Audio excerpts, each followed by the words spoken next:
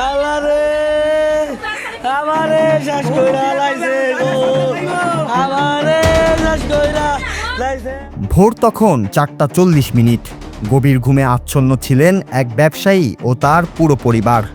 ঠিক সেই মুহূর্তেই ঘটে যায় এমন এক ঘটনা যা দেখলে যে কারো গা শিউরে উঠবে। ঘরের মেঝে খুঁড়ে নিঃশব্দে ভেতরে ঢুকে পড়ে এক চোর। এরপর অত্যন্ত সতর্কভাবে ঘরের বিভিন্ন জায়গায় খোঁজাখুঁজির পর আলমারি খুলে নিয়ে যায় প্রায় 2,60,000 টাকা। কাজ শেষ করে যে গর্ত দিয়ে ঘরে ঢুকেছিল ঠিক সে পথেই পালিয়ে যায় সে। তবে চোরের অজান্তেই ঘরের একটি সিসিটিভি ক্যামেরায় ধরা পড়ে তার পুরো কর্মকাণ্ড।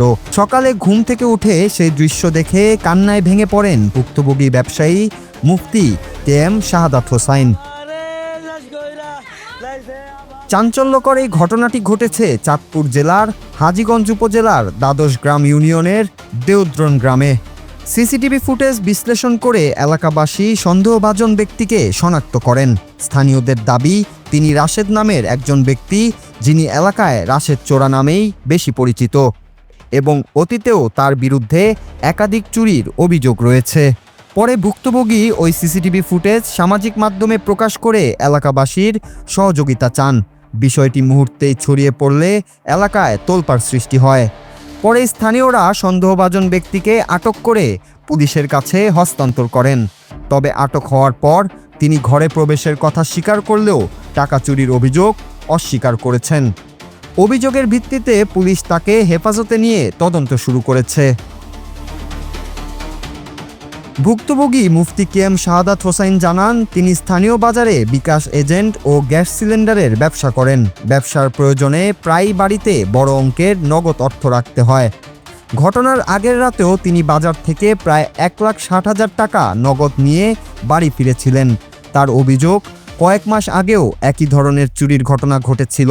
সেই ঘটনার পরই নিরাপত্তার জন্য তিনি সিসিটিভি ক্যামেরা স্থাপন করেন।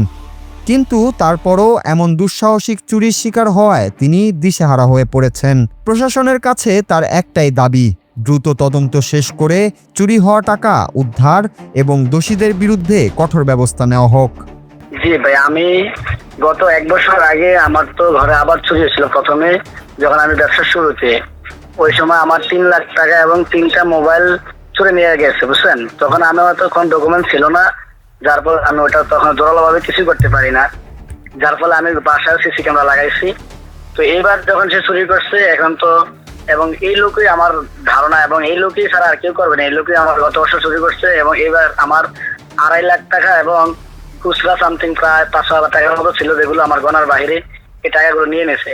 এখন আমি প্রশাসনে এবং আমার সরকারের কাছে আমার দাবি হলো যে আমি যেন একটা ন্যায্য বিচার পাই। আমি একদম অসহায় লোক, তো আমি প্রশাসনের এটাই দাবি করি বা এটাই চাচ্ছিলাম যে তারা যদি তাৎক্ষণিকভাবে আমাকে তার টাকাগুলো উদ্ধার করে দিতে পারতো, তাহলে আমি ঘুরে দাঁড়াতে পারতাম বা আমি এটা থেকে অনেক উপকৃত হতে পারতাম। এদিকে এই ঘটনার সিসিটিভি ফুটেজ এবং ভুক্তভোগীর কান্নার ভিডিও সামাজিক মাধ্যমে ছড়িয়ে পড়ার পর শুরু হয়েছে ব্যাপক আলোচনা ও বিতর্ক। নেটিজেনরা বলছেন, সিসিটিভিতে সন্দেহভাজনের উপস্থিতির স্পষ্ট ভিডিও থাকার পরও যদি চুরি হওয়া অর্থ উদ্ধার করা না যায়, তবে সেটি আইন শৃঙ্খলা রক্ষাকারী বাহিনীর জন্য বড় ব্যর্থতা হিসেবে সামনে এসে দাঁড়াবে। Noor Raju, Bangla TV news desk.